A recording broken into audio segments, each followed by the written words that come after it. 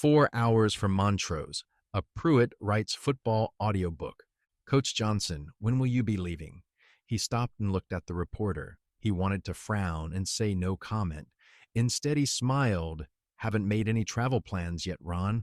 Then he waved to the reporters and headed for his office. Jace Johnson had been a high school star, SEC, and national champ. He was awarded the Heisman Trophy. He had 3 Super Bowl rings, 2 as quarterback and 1 as head coach. That was 3 years ago. For the last 3 seasons, nothing had went right professionally. He had lost his star quarterback to a richer team. More players followed the next year. Today he had rookies that at times showed great promise. Then there was the majority of the games in the season. For months, the rumors were flying farther than the passes. It wasn't if he was leaving, it was when. He had a grandbaby on the way, 2 sons in college, and a son-in-law starting as offensive coordinator in Tennessee. His daughter was going to name their son Jace William Wilkes after the grandpas. Money and pride weren't the issue. He just felt like this team and his staff had one more in them. The owner, Hunter Carlisle, had been out of the country when the rumors began. They were friends, but this was business. He decided that he had to make a choice. He felt he had 2 obligations to Hunter and the team. One was to lead them to the Super Bowl. The other was not to let himself stand in the way of a chance to get there. Jace believed in his team. He also believed that he could lead them to victory. One obstacle was the questions hanging over the team, whether it meant a new coach or reassuring the team that they had at least another year was up to him. He had to make sure that the question of next year was answered, even if he wasn't a part of that answer.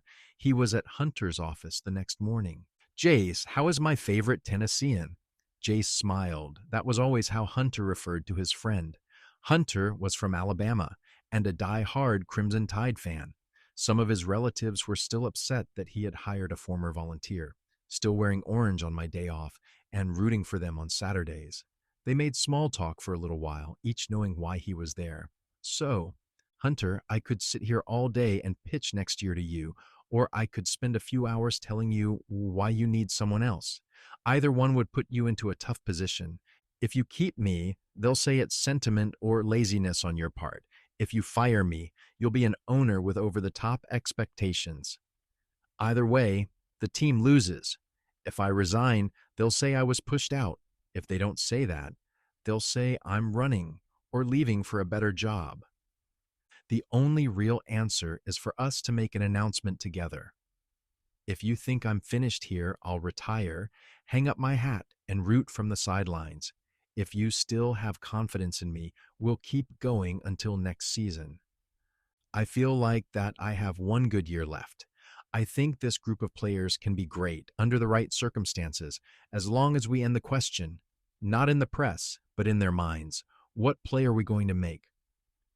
Do you remember the year we won the Super Bowl? That night, about midnight, I was rushed to the emergency room, open heart surgery. The next morning, you walked in the room. I remember I wanted to see my friend, not my boss. Hunter nodded. I know, but I found out later how you got there. The Denver airport was snowed in. You heard of the smaller airport in Montrose. You rented a car, and 4 hours later, you boarded a small plane that took you to Chicago. From there, you came here, paying for the whole thing out of your pocket. Jace took off his hat, exposing his salt-graying hair. While I appreciate it, I don't want personal feelings to factor in.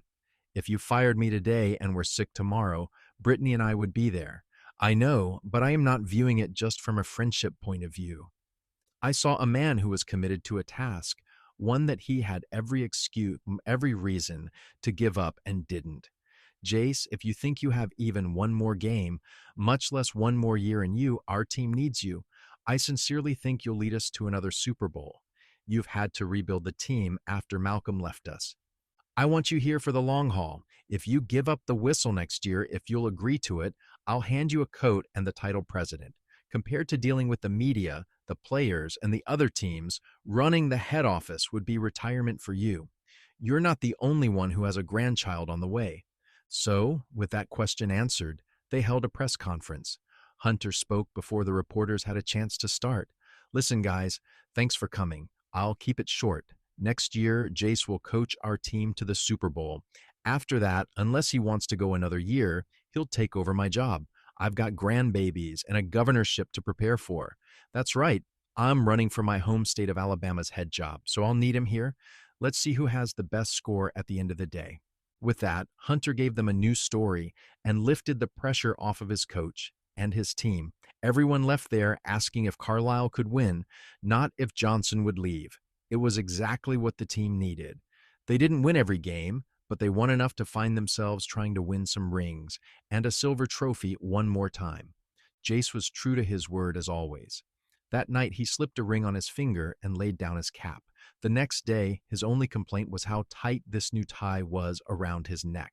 Hunter would go on to win not only the governor's job twice, but a Senate seat as well. Jace's mind went back to that small airport and a 4-hour car ride through the snow and ice. When he checked the rental car in, the man said, "You must have somewhere important to go to have traveled through this." "Yes, I've got a sick friend in the hospital." The man looked at him again. "You're Coach Johnson. You just won the Super Bowl. You just finished that. And you're concerned about a sick friend. He must be a good one." Jace smiled.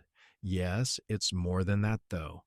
You see, if I were in that hospital, hurting, scared, and alone, it would give me the will to win, to see my best friend walk through the door. That's why I'm going. Right now, he needs the will to win this battle." In the end, he gave not only Hunter, but his team and himself the will to win. The team didn't just win another Super Bowl, and Hunter didn't just win a few elections. Jace had 4 coaches who went on to win Super Bowls for another franchises.